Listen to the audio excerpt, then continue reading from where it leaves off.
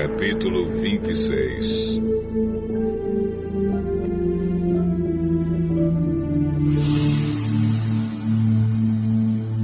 Quando Jesus acabou de ensinar essas coisas, disse aos discípulos: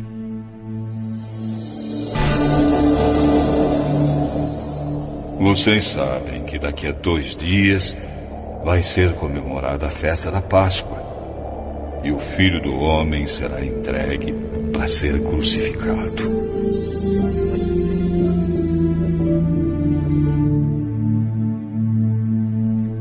Os chefes dos sacerdotes e os líderes judeus se reuniram no palácio de Caifás, o grande sacerdote, e planejaram prender Jesus em segredo e matá-lo.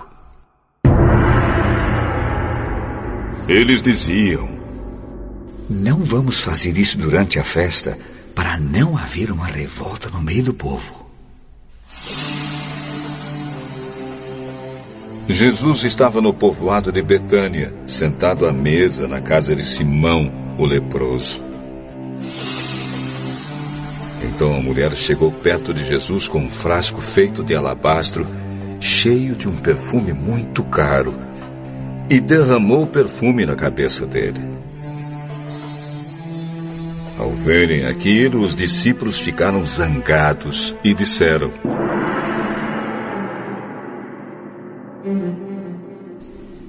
Que desperdício! Esse perfume poderia ter sido vendido por uma fortuna e o dinheiro dado aos pobres. Mas Jesus, sabendo o que eles diziam, disse: Por que vocês estão aborrecendo esta mulher? Ela fez para mim uma coisa muito boa, pois os pobres estarão sempre com vocês, mas eu não. O que ela fez foi perfumar o meu corpo para o meu sepultamento. Eu afirmo a vocês que isto é verdade. Em qualquer lugar do mundo onde o Evangelho for anunciado, será contado o que ela fez, e ela será lembrada. Então um dos 12 discípulos, chamado Judas Iscariotes, foi falar com o chefe dos sacerdotes. Ele disse: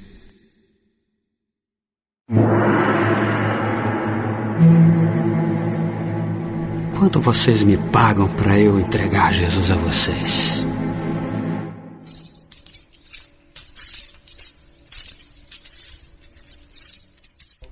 E eles lhe pagaram 30 moedas de prata. E daí em diante, Judas ficou procurando uma oportunidade para entregar Jesus.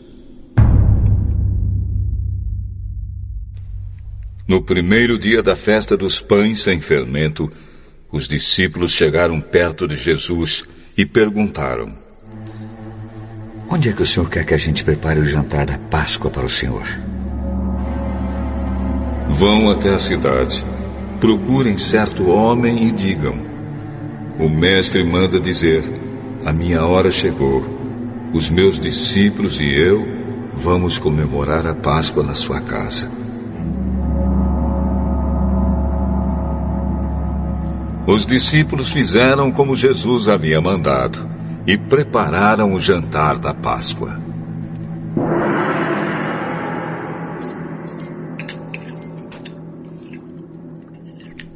Quando anoiteceu, Jesus e os 12 discípulos sentaram para comer.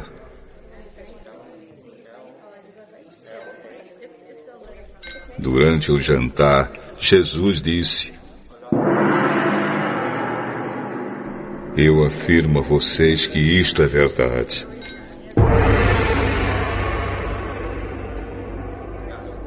Um de vocês vai me trair.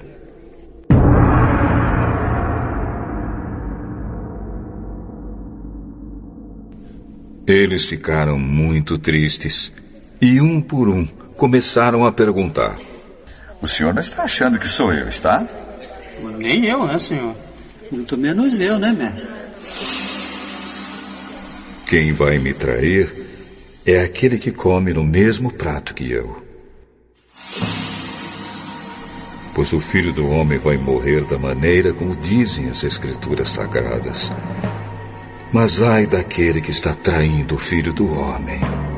Seria melhor para ele nunca ter nascido. Então Judas, o traidor, perguntou: Mestre, o senhor não está achando que sou eu, está? Quem está dizendo isso é você mesmo.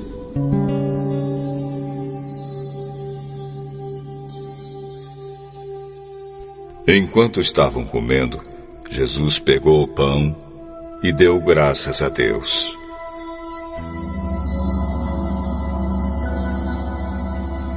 Depois partiu o pão e deu aos discípulos, dizendo: Peguem e comam. Isto é o meu corpo. Em seguida, pegou o cálice de vinho e agradeceu a Deus. Depois passou o cálice aos discípulos, dizendo: Bebam todos vocês, porque isto é o meu sangue, que é derramado em favor de muitos para o perdão dos pecados. O sangue que garante a aliança feita por Deus com o seu povo. Eu afirmo a vocês que nunca mais beberei deste vinho, até o dia em que beber com vocês um vinho novo no reino do meu Pai.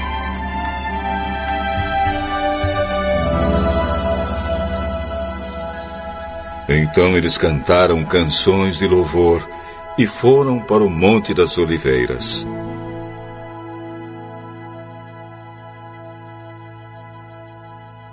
E Jesus disse aos discípulos: Esta noite todos vocês vão fugir e me abandonar, pois as Escrituras Sagradas dizem: Matarei o pastor e as ovelhas serão espalhadas. Mas, depois que eu ressuscitar, irei adiante de vocês para Galiléia. Então Pedro disse a Jesus: Eu, mestre, nunca abandonarei o Senhor, mesmo que todos o abandonem. Eu afirmo a você que isto é verdade. Nesta mesma noite, antes que o galo cante, você dirá 3 vezes que não me conhece. Eu nunca vou dizer que não o conheço, mesmo que tenha de morrer com o Senhor. E todos os outros discípulos disseram a mesma coisa.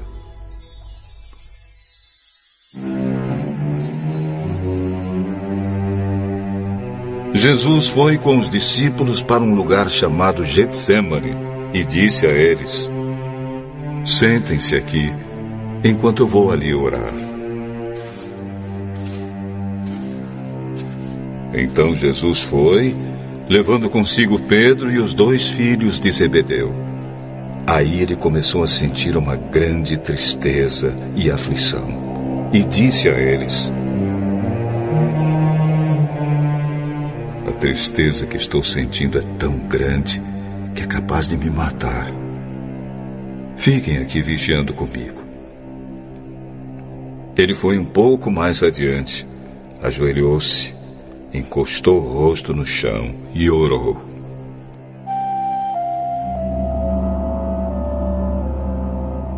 Meu Pai, se é possível, afasta de mim este cálice de sofrimento. Porém, que não seja feito o que eu quero, mas o que tu queres.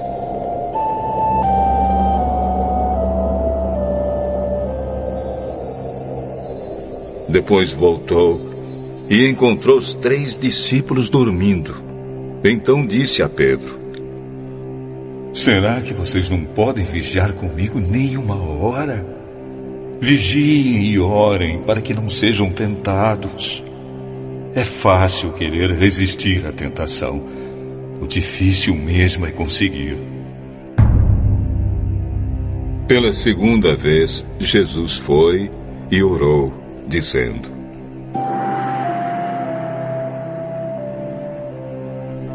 Meu Pai, Se este cálice de sofrimento não pode ser afastado de mim sem que eu o beba, então que seja feita a tua vontade. Ele voltou de novo e encontrou os discípulos dormindo. Eles estavam com sono e não conseguiam ficar com os olhos abertos. Jesus tornou a sair de perto deles e orou pela terceira vez, dizendo as mesmas palavras.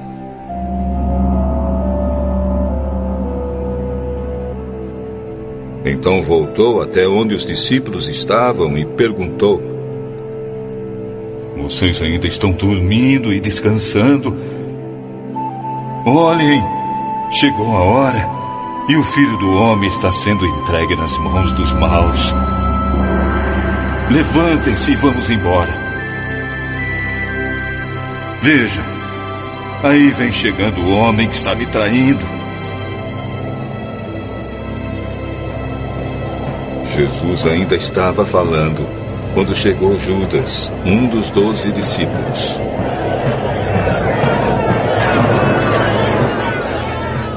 Vinha com ele uma grande multidão armada com espadas e porretes, que tinha sido mandada pelos chefes dos sacerdotes e pelos líderes judeus. O traidor tinha combinado com eles um sinal. Ele tinha dito: prendam o homem que eu beijar, pois é ele. Judas foi até perto de Jesus e disse: Mestre, que a paz esteja com o Senhor. E o beijou. Jesus respondeu: amigo, o que você vai fazer, faça agora.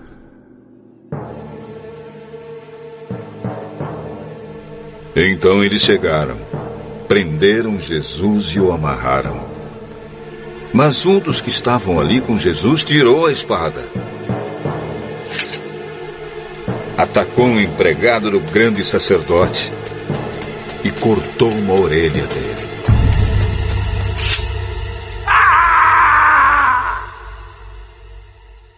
Aí Jesus disse: guarde a sua espada, pois quem usa uma espada será morto por uma espada.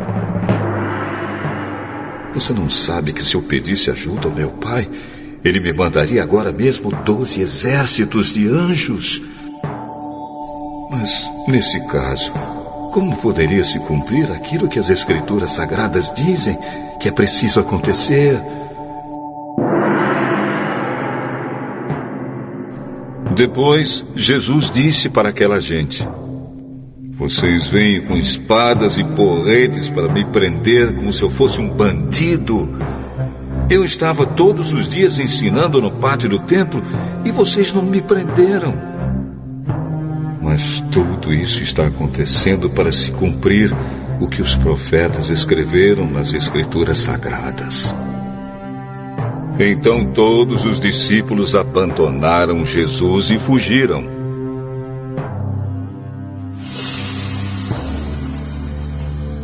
Os homens que prenderam Jesus o levaram até a casa do grande sacerdote Caifás, onde estavam reunidos alguns mestres da lei e alguns líderes judeus. Pedro seguiu Jesus de longe até o pátio da casa do grande sacerdote. Entrou e sentou-se com os guardas para ver como aquilo ia terminar. Os chefes dos sacerdotes e todo o conselho superior estavam procurando alguma acusação falsa contra Jesus a fim de o condenar à morte.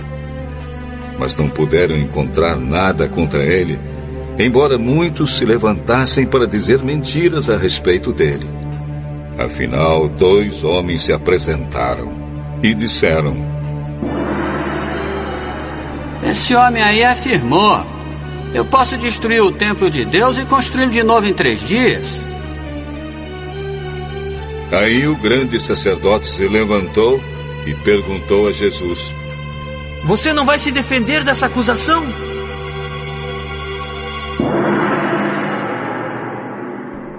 Mas Jesus ficou calado. Então o grande sacerdote tornou a perguntar: Em nome do Deus vivo, eu exijo que você diga para nós: você é o Messias, o Filho de Deus?